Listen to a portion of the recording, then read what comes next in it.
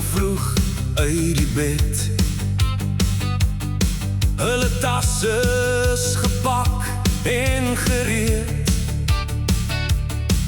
Vandag gaan hulle plaas toe ry, na oupa se plaas met groot opgewondenheid. Die motor ry oor paaie lank, verby die velde groen en rank. Hulle kan nie wag om daar te wees vir 'n lekker kuier en baie pret. Oupa se plaas, hier kom ons aan vir 'n dag vol pret, van vroeg tot laat vanaand. Lea en Gerard lag en speel, met Emma en Clara die hele deel.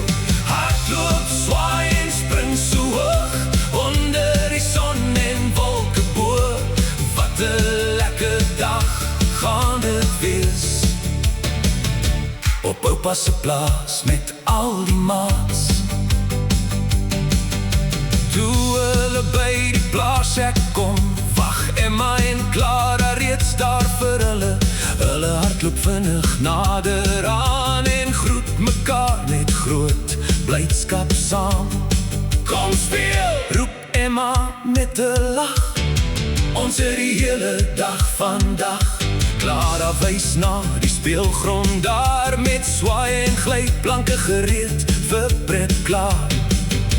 Oupa se plaas, hier kom ons aan vir 'n dag vol pret, van vroeg tot laat vanaand.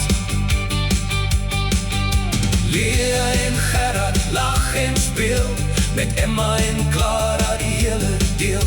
Hardloop, swaai en spring so hoog, onder die son en wolke bo.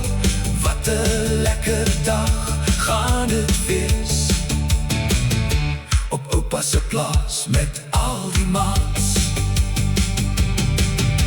Hoor en hoor gaan die swaaie op, amper tot by die wolke bo hul kop. Hulle jaag en speel weg, kruipertjies saam, van vroeg oggend toe saans laat.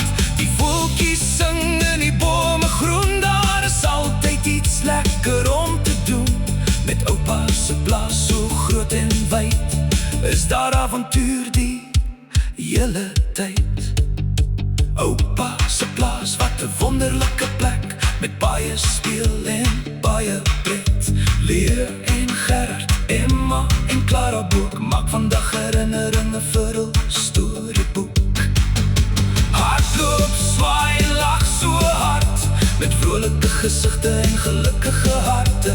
Wanneer die son begin sak vanaand, kan hulle nie wag vir die volgende plaas avontuur saam.